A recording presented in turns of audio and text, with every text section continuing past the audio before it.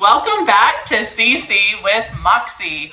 I'm E, and I brought a dear friend again today. This is Valerie. Valerie, say hi to our friends. Hi! So, funny story, we just taped this, and then I realized I didn't record it. So we're re-recording it, and we are determined to do this again with Moxie, and not forget any of the details we just marvelously shared, apparently to nobody. But for a little introduction, y'all know I'm a Challenge 1 director. So is she. And one of the things I love about CC is finding other directors in your area to connect with. I reached out years ago when I was about to start doing Challenge 1. I reached out to a few different Challenge 1 directors and I was like, can I come watch your class? And Valerie was one of those people. And Valerie said, Absolutely. And welcomed me on in. And she's been answering every text and email question ever since, and we meet up a lot to talk. And we encourage each other. And one of the things I love about Valerie is she's always wanting to improve and do better. She's not complacent just because she's been doing it for 5,000 years. No. How long have you been doing this? So this is my 6th year in Challenge 1. And I was able to tutor foundations and essentials before that. So I've been doing this a while. I'm almost to the end of my own homeschool journey because I have twins that graduated a couple years ago and are in college. And my youngest just finished Challenge 4. And he's going to do another year of high school because of his age and some things that we're doing. So I haven't graduated him yet, but he is done with CC. But it's my privilege to be able to still do Challenge 1 for the moment. Yes! And still be able to work with me. So oh my goodness, she's fabulous, y'all. She's fabulous.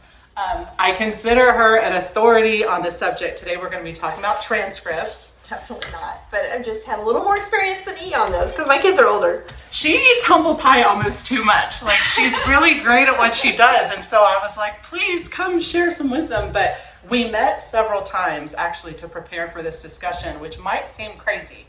But transcripts are a big whammy for people coming into Challenge 1 especially. And as we talked, we realized transcripts aren't actually the hard part about this. It's actually grading. So we're going to talk about all sorts of things to hopefully help you, maybe, possibly. But do not fear when you hear the word transcript. What is a transcript? So all a transcript is usually one page, but it's just a report. It's just a report of the classes and that your student has taken in high school, the credits that they've earned for classes, and the grades that they got in those classes. That's really all it is. Usually you'll put a date that they completed them, but it's just a report. So once they've done all that work, all you're putting it into a report of a list, it's really just a list, isn't hard. The question is, how do you decide what work you want them to do yes. so that you have the stuff to put on the report list? So that's a bigger question that a lot of us as we're coming into high school maybe feel doubtful about, uncertain about. And so we're going to talk a lot of detail, but one thing that we kind of left out the first time we did this, now I can fix it, is really right up to the top, all the stuff that we're going to talk about is good options and things for you to think about, but CC has done so much of this work for us if you just want to go with what they say. So your list of credits, if you search scope and sequence in your CC Connected account, or this is also in the catalog, so you've probably seen it before, there's just a one-page list of all the courses that your kids are going to take if they follow the CC Challenge program.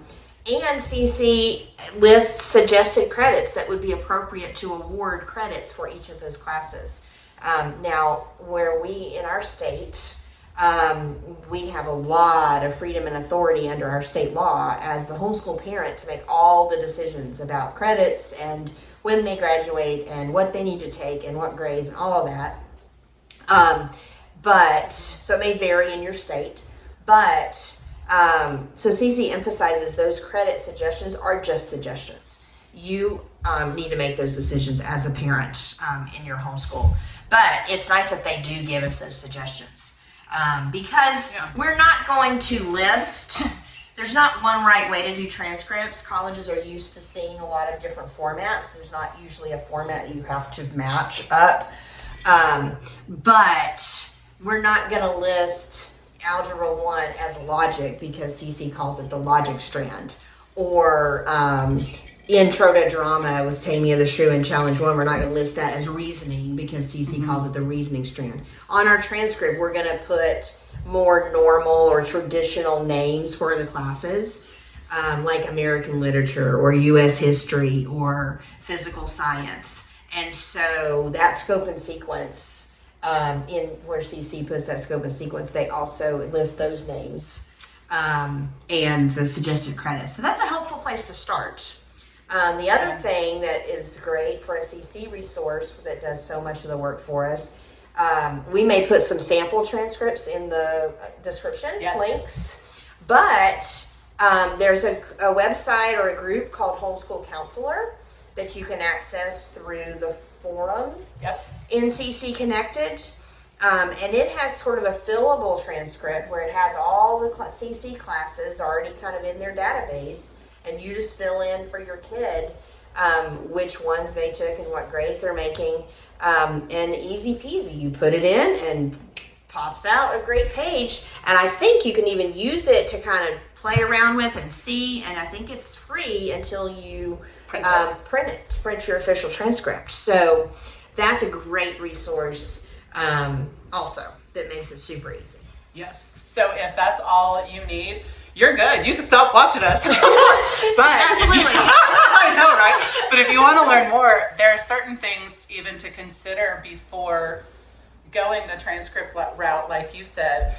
One thing we both here talked about a lot is, well, what are the Georgia requirements for graduating from high school? And the simple question is, for graduation, there aren't requirements for homeschoolers. So you can kind of talk about, there are certain requirements in our state for all homeschoolers that you start in kindergarten. Like 180 days and cover science and history and English and math, test every 3 years, those kinds of things. Yeah. And there's also, we're going to talk about Georgia because that's where we are, so you need to research your own state laws if you're not in Georgia. But in Georgia, there's also law that very specifically gives the number of credits and specific courses that a public school student has to have to graduate. But those public school requirements do not apply to homeschoolers in Georgia. So check out the Georgia Department of Education.gov website. It's the same place where you file your Declaration of Intent every summer. But they have a lot of information about homeschool laws and homeschool requirements in Georgia. And it shows you there that as the parent in your homeschool, you are considered the principal and the administrator and the school board and all that. So all the decisions that those people would be making for a public school, you are making for your own homeschool. In addition to, in CC Love saying, mom's the teacher. So teacher on up to school board, that's you. So it's a lot of freedom and a lot of responsibility. But so I kind of like, well, what are the requirements? There are none. There aren't any. So at that point, we're like, oh, do we celebrate?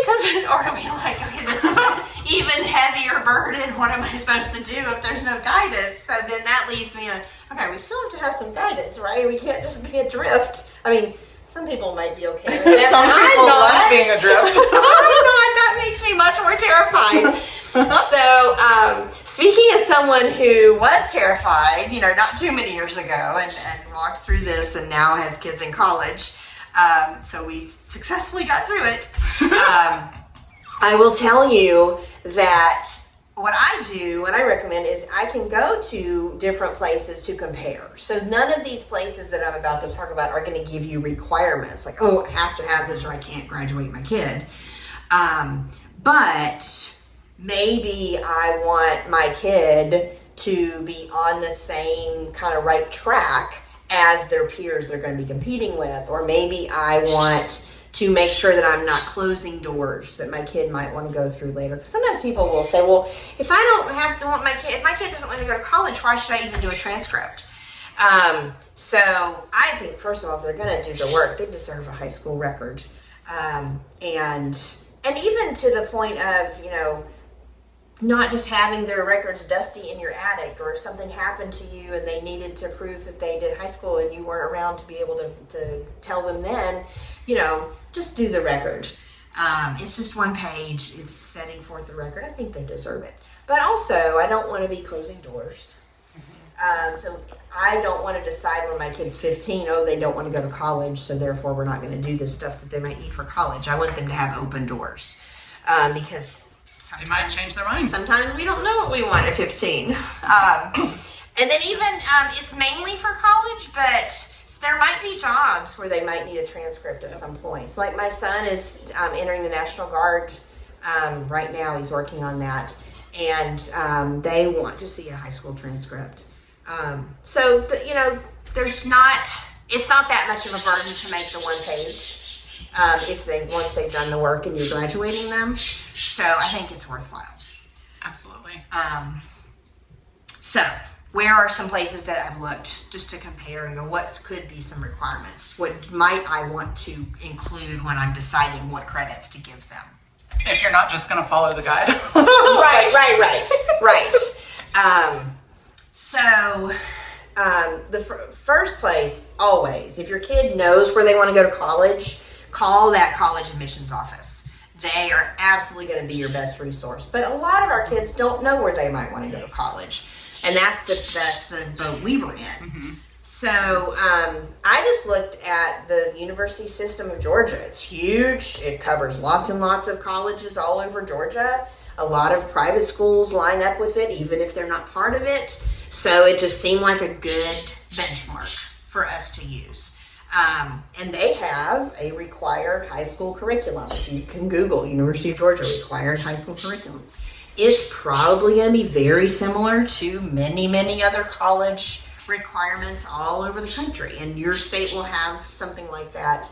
Colleges near you will have what their admission requirements are. So again, these are not requirements that the state says they have to graduate, but it's if they wanted to go to these colleges, these are admission requirements. So that's an example. And it'll tell you, like 4 history classes, 4 science classes, 4 math classes, 4 English classes. It'll tell you which classes count. Like Algebra 1 versus, I don't know what, personal finance. Whatever. Georgia actually just implemented the personal finance, but it doesn't count as a math. Completely off topic. No, but still, it's a great place to start. You hear homeschooling with the end in mind. So if your kid doesn't know what college they want to go to, I didn't even know this until today. There's a general website. What was the name of it again? The Georgia... Well, it's University System Georgia. I don't have the website, but if you Google the Georgia required high school curriculum or University of Georgia required high school curriculum, there's tons of information. And that can help guide you. But again, you don't have to do what they are choosing. It's just if they want to go to a Georgia college, homeschool with the end in mind and make sure they have those credits so that when they're ready to submit their transcripts, they have what they need in order to get where they want to go. So the CC Challenge program more than covers those minimum admission requirements for virtually anywhere. I've never seen a college that it didn't match up with. But, personally, there were times, depending on sports or family needs or whatever, that maybe I said in a particular challenge year, hey, we're not going to do that. We're not going to do music theory. I took something on the challenge program and said we're not participating. I don't know if I can say that. No, don't listen. But we did for whatever reason. But I wouldn't have wanted to do that with something that was a core requirement for a college admission class. I wouldn't say, we're not doing English this year. But I could take an elective and say, you don't have to have that many credits, and we can let that go.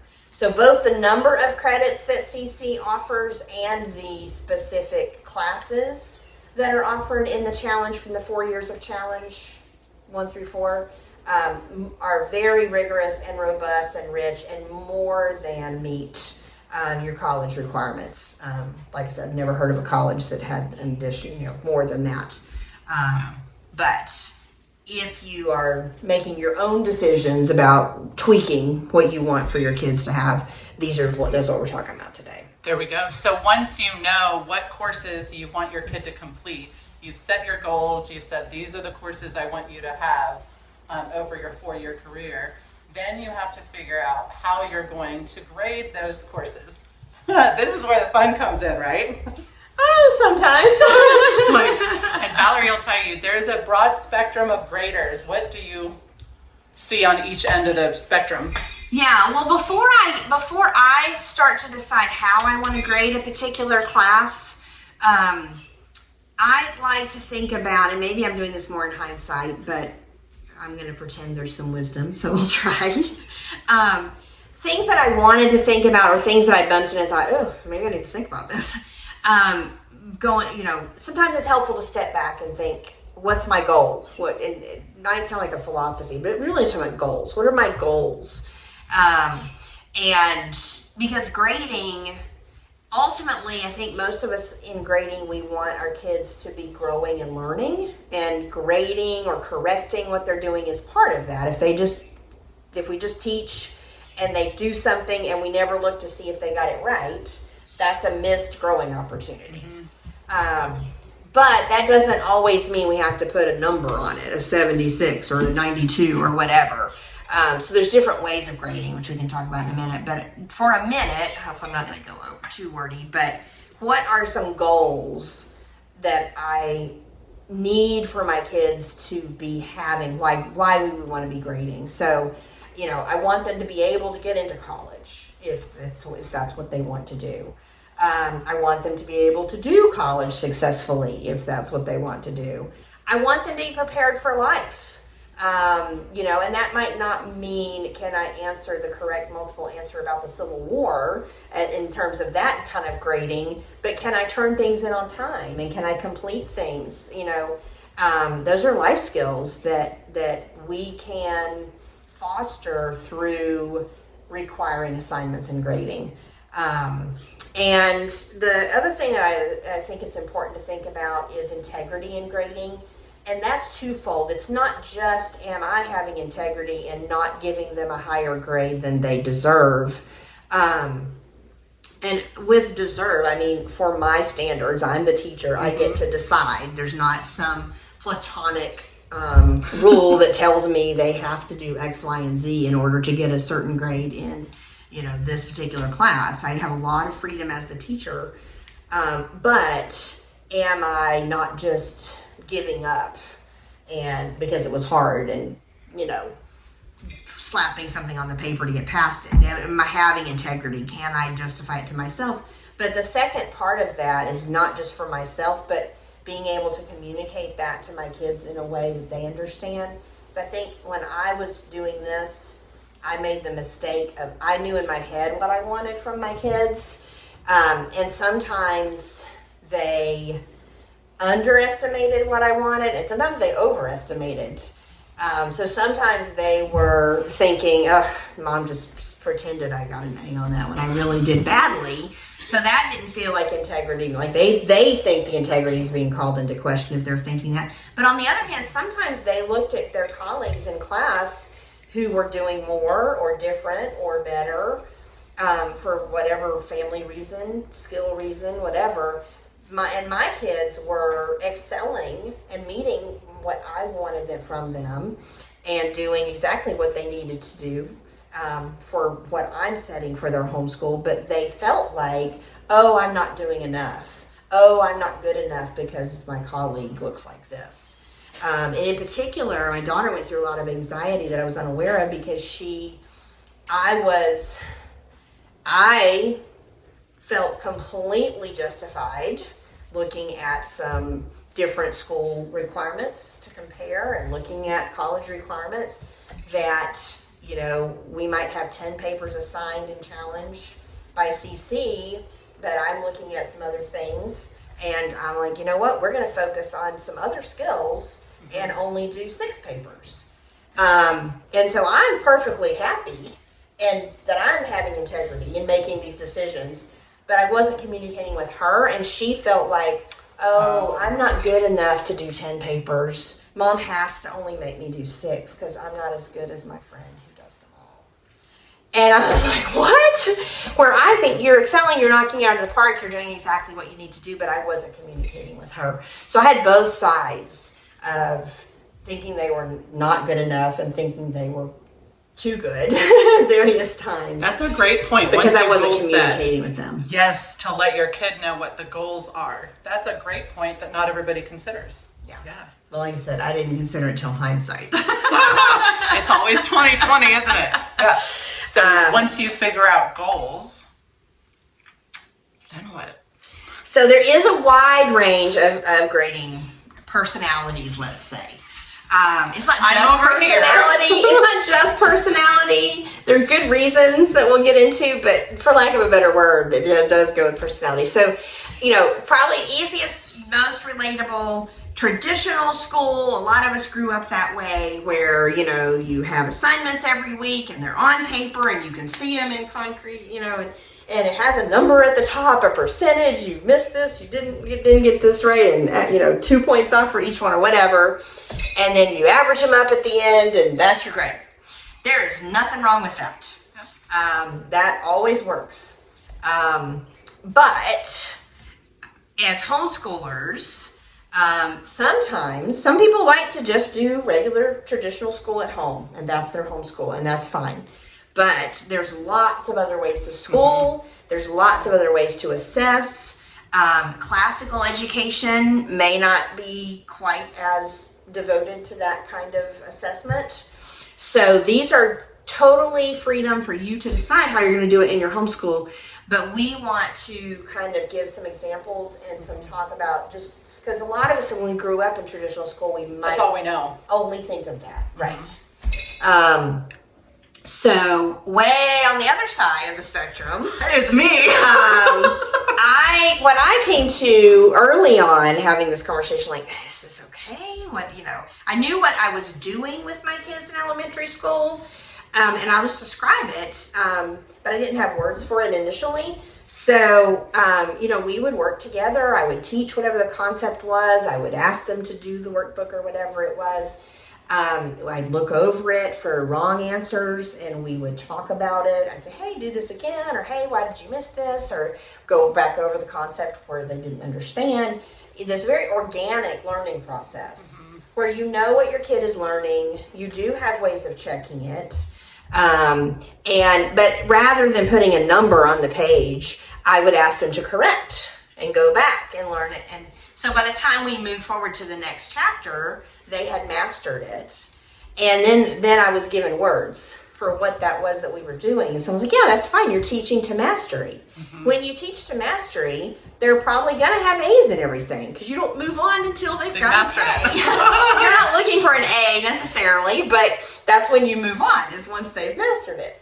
And so I'm like, well, then, is that okay if it says all A's? Is everybody going to believe my transcript? Or if I don't have numbers, or the kid's going to think that I just made up all the, But that's a perfectly legitimate way to grade. You know what your kid is doing. You know what they're learning. That's one of the great benefits of homeschooling. But it feels more loosey-goosey.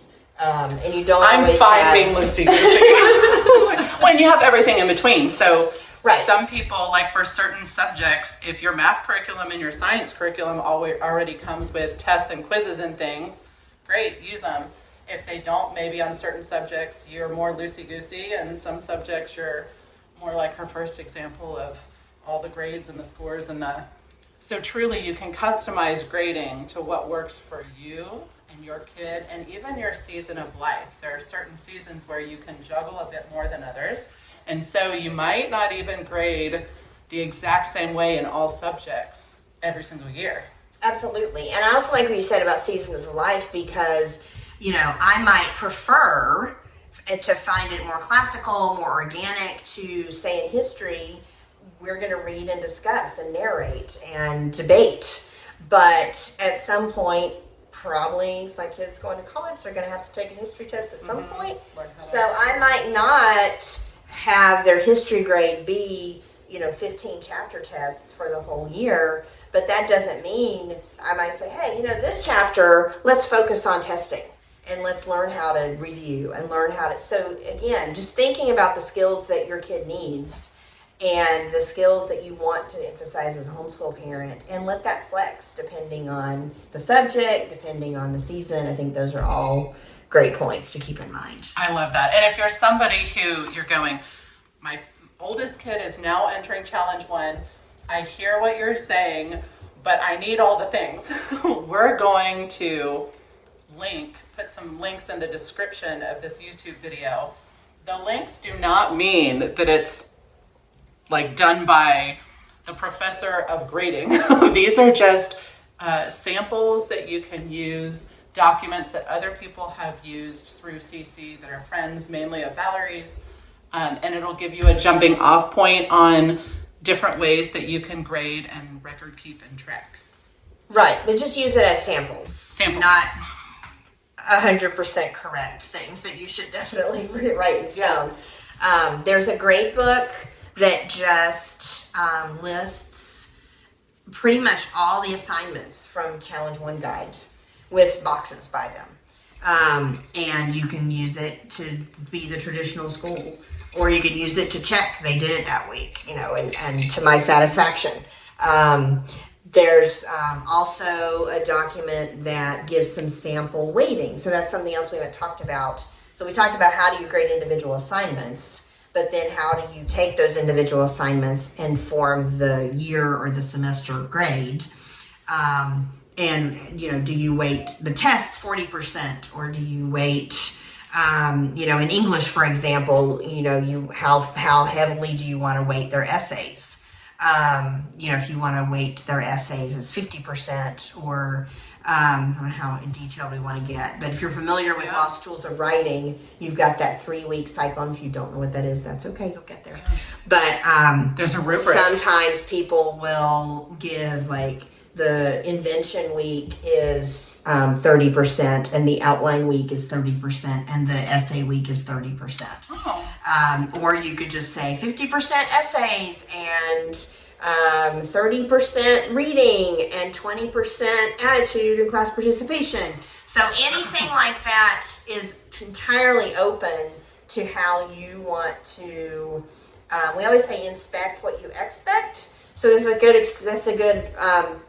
example of that. So what you expect, the things that you want to emphasize for your kid, you want to weight more heavily, and the things you don't want to emphasize, you would weight less heavily.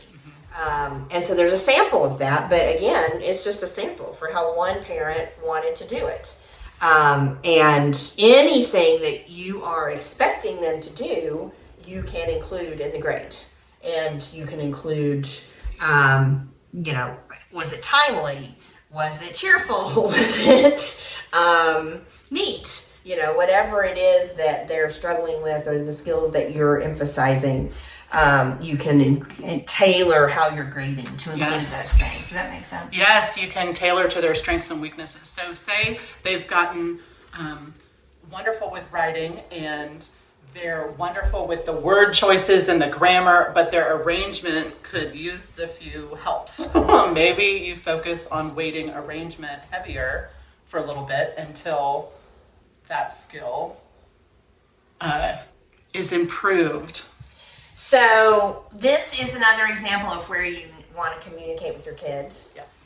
It's fine just to weight it at the end and give the grade if they're doing what they need to do and doing what you want along the way. I mean, honestly, all of the philosophy I was mentioning, my kids would never have sat still for. There were issues with it. I could have communicated better with them, but they don't want a ton. So it's fine to not to tell them about the weighting, but if you're using that weighting to incentivize what you're trying to get them to do, it's a great place to say, hey, this is what we're going to work on this year, or this is what we're going to work on this quarter. I will caution one thing. When I first started in upper elementary trying to make some tests and give some grades that I had ever in done upper before. elementary, who grades in upper elementary? I wasn't trying to do transcripts at this point. It was the first little dipping my toe into what this looks like. And I hadn't gotten away from traditional schooling as much at that point either, so forgive me. I love you. But it's the example, and I was writing my own test, but here's the thing. So I'm writing my own test, and So I'm doing, it may have been challenge A, I don't know. But anyway, I was giving a Latin test.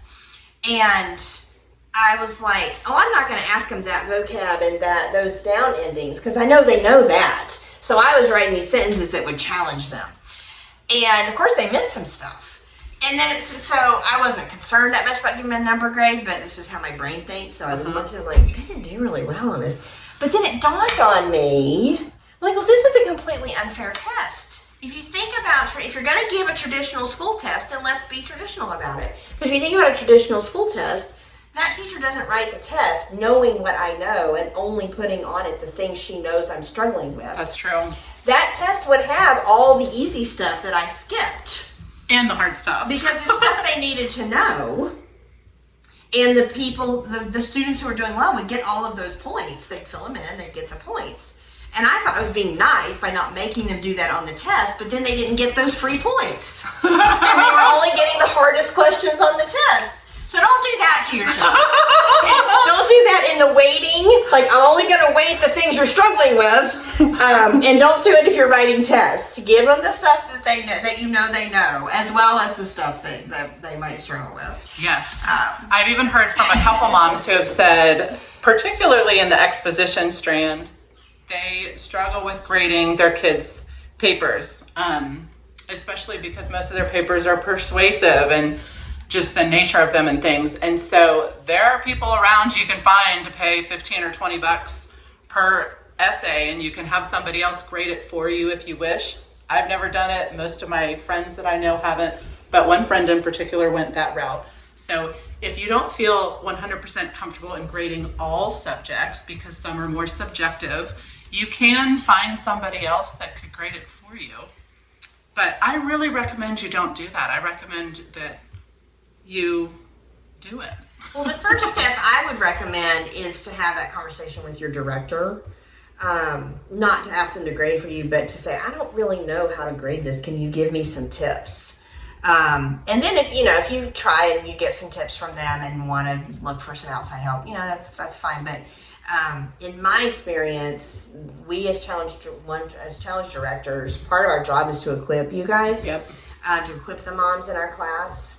And, if we've been through the class a couple more times than you have, especially when there are new directors who don't have that advantage. But if we have, we might have some helpful suggestions that make it, it may not be as hard as you're thinking it is. Yeah. So that's the first place I would go, is talk to your director. A lot of the textbooks have grading rubrics. Yeah, that's true too. The science one does, the math does, the Lost Tools does. So there are rubrics out there for you also. Yeah.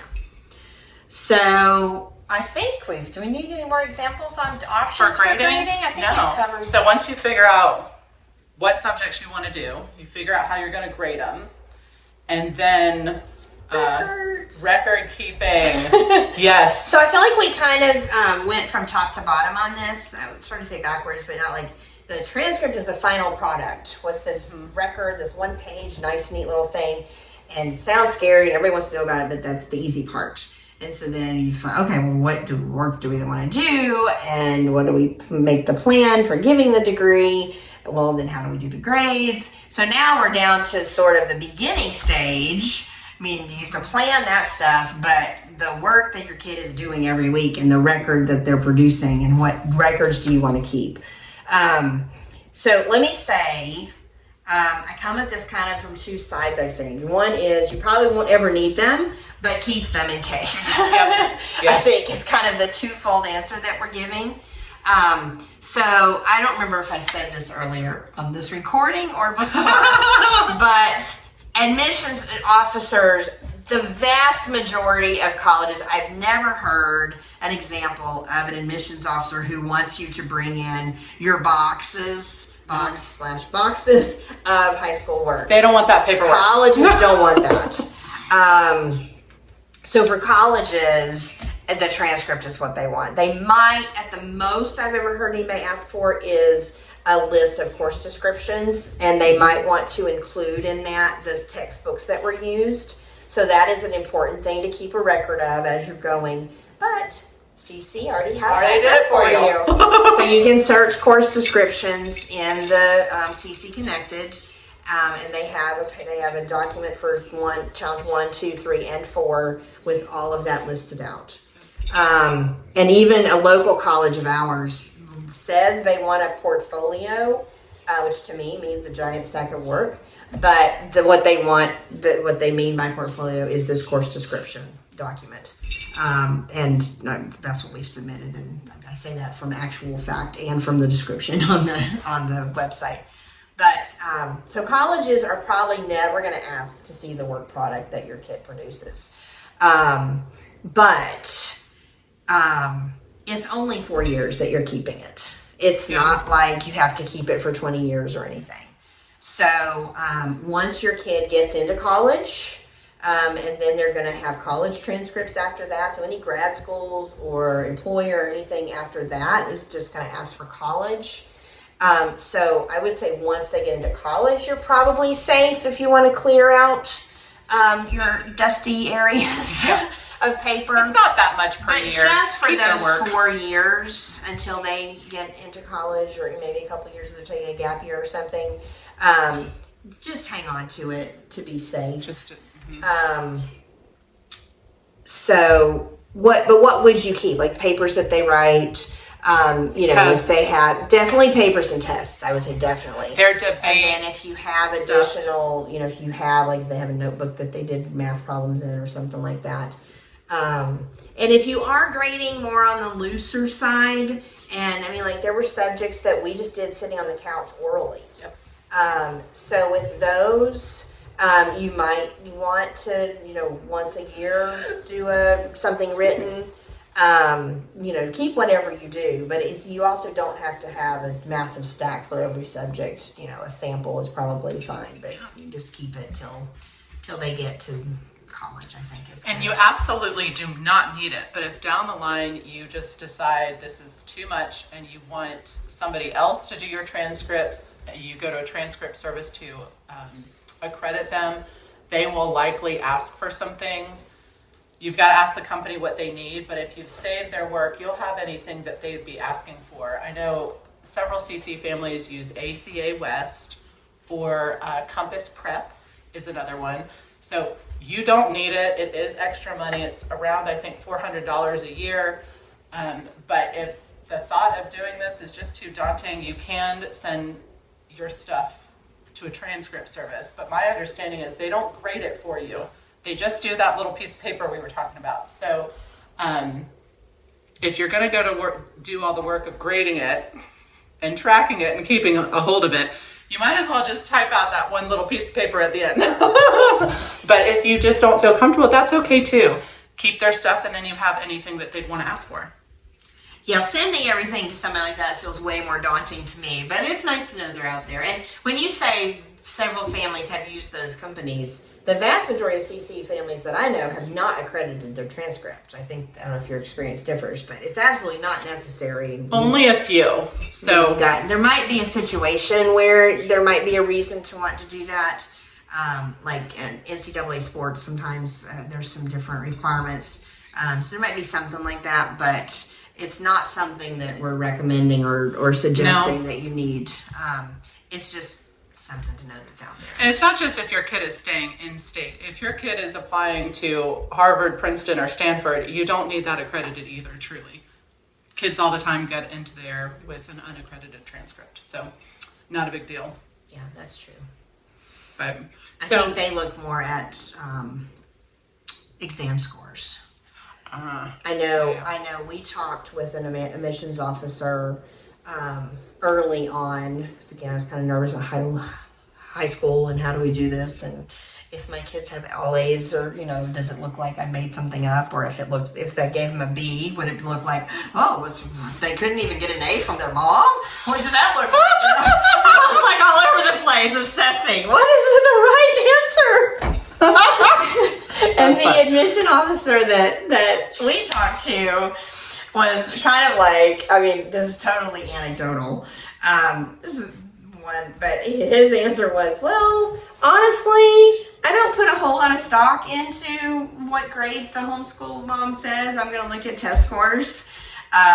Some people have taken some college classes along the way. I know he did a video on dual enrollment again, not required, but it's something that lines up with. So I would say that's kind of what the best thing you do for your kids and for their transcript is, when what they're doing, whether it's test scores or activities or whatever, kind of line up together to validate one another.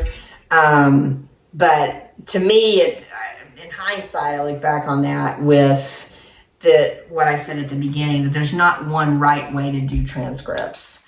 So if you have the basic college admission core classes and they're listed in the normal language of what classes look like there's English 9, 10, 11, 12, or English 1, 2, 3, 4, American Lit, whatever. Again, there's not one set of right answers, but there's some variety that they're used to.